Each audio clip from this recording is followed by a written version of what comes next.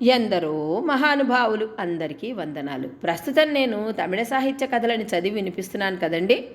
ఈ కథలను తమిళ భాషలో రచించిన వారు శ్రీ ము. అరుణాచలం గారు, తెలుగు భాషలోనికి అనువాదం చేసిన వారు డాక్టర్ చల్లా రాధాకృష్ణ శర్మ గారు. ఇంకా కథనం ప్రారంభిస్తానండి. ఈ కథ పేరు ఖాన్ సాహెబ్.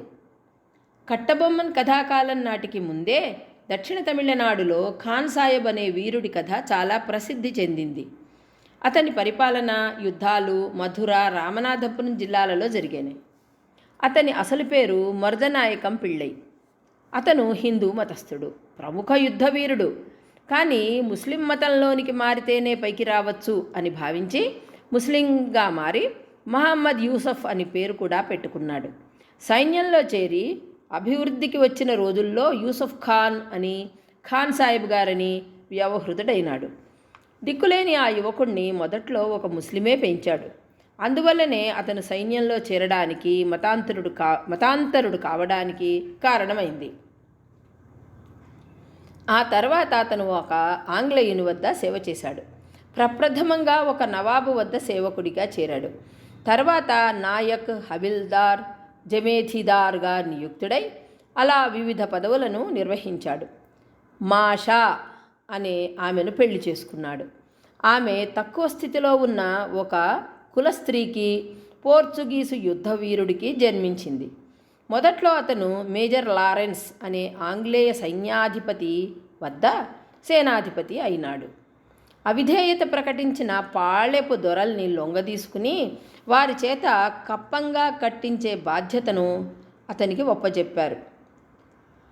పూలిదేవుడితో జరిగిన యుద్ధంలో అతని శక్తి సామర్థ్యాలు తొలుత ప్రకటితమైనాయి. పూలిదేవుడు నెల్ కట్టాన్ సేవల్ అనే దుర్గ నిర్మాణం చేసి అందులో చాలామంది యోధుల్ని ఉంచి గొప్ప యుద్ధం చేశాడు. ఖాన్ సాహెబు పూలిదేవునితో యుద్ధం చేసి ఆ కోటను నాశనం చేశాడు. అది చూసి సంతసించిన కంపెనీ వారు, అంటే బ్రిటిష్ ఇండియా కంపెనీ అండి, కంపెనీ వారు అతన్ని మధుర సుబేదారుగా ఉన్నత పదవిలో నియుక్తుణ్ణి చేశారు. ఖాన్ సాహెబు స్వాతంత్ర్యేచ్ఛ కలవాడు. పెక్కు యుద్ధాలలో పాళ్యాలను స్వాధీనం చేసుకుని కుంభిణీ వారికి విజయం సంపాదించి ఇచ్చినా స్వతంత్రంగా జీవించాలనే అతను ఎప్పుడూ అభిలషిస్తూ ఉండేవాడు. అందువల్ల అతను కుంభిణీ వారికి ఎప్పుడూ పూర్తిగా అడుగులకు మడుగులు ఒత్తలేదు.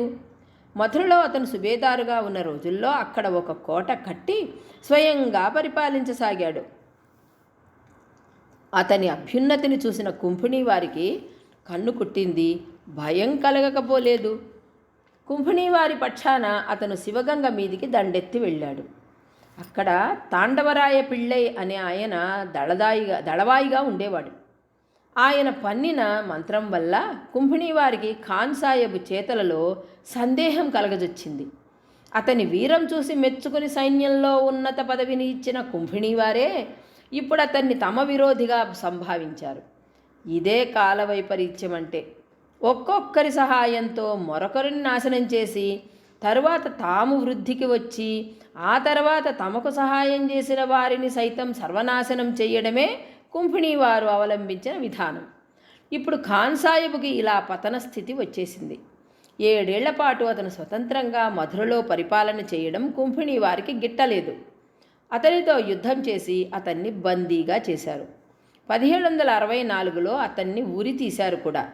ఉరి తీసిన తరువాత జరిగిన కథల్ని గనక పరిశీలిస్తే అతనంటే ఆంగ్లేయ సైన్యాలకు ఎంత భయమో వ్యక్తమవుతుంది.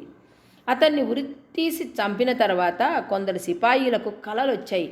మరణించిన 3వ నాడు అతను కొందరికి కలలో కనిపించాడు.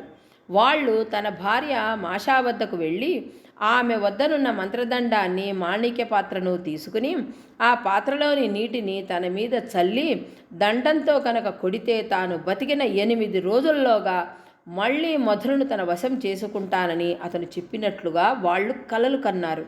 గజ వణికిపోతూ వాళ్ళు ఆ విషయాన్ని నవాబుకు నివేదించగా అతను కుంభిణీ వారికి తెలియజేశాడు. వాళ్ళు బాదరా వచ్చి ఉరి తీయబడిన వానికి ప్రాణం ఉన్నదేమో అని పరిశీలించారు. వాళ్ళు అతన్ని ఒక వేలు కోసి చూడగా నెత్తురుపైకి చిమ్మిందిట. ఎవరిది? ఈ ఖాన్ సాహెబ్ వేలుని వాళ్ళు కోస్తే నెత్తురొచ్చిందిట. అది చూసి కుంభిణీ వారు వణికిపోయారు. అప్పుడు అతని దేహాన్ని ముక్కలుగా కోసి తలని, చేతుల్ని, దేహాన్ని, కాళ్ళని వేరువేరుగా చేసి వాటిని నత్తం, దిండుగల్లు మొదలైన విభిన్న స్థలాలలో విడివిడిగా పాతిపెట్టారట. ఒకే చోట కనుక పాతిపెడితే అతను తిరిగి ప్రాణాలతో బయటికి వస్తాడేమోనని వాళ్ళ భయం. ఖాన్ సాహెబు సెండై అంటే పోరు అనే పేరుతో అతని కథ కుమ్మి పాటగా, అమ్మానై పాటగా దక్షిణాపథమంతా నేటికీ ప్రచారంలో ఉన్నది. ఖాన్ సాహెబు అన్నది అతని ముస్లిం పేరు. కమ్మందాన్, ఇంగ్లీషులో కమాండెంట్ అని కూడా ఆయన్ని వ్యవహరిస్తూ ఉండేవారు. ఇదండి కథ, ఖాన్ సాహెబ్ గారి కథ. ఈ కథ మీకు నచ్చితే లైక్ చేయండి, షేర్ చేయండి, సబ్స్క్రైబ్ చేసుకుని నన్ను మరింతగా ప్రోత్సహించండి. ఇలాంటి కథలను ఇంకా వినిపిస్తాను. ఉంటానండి. నమస్కారం.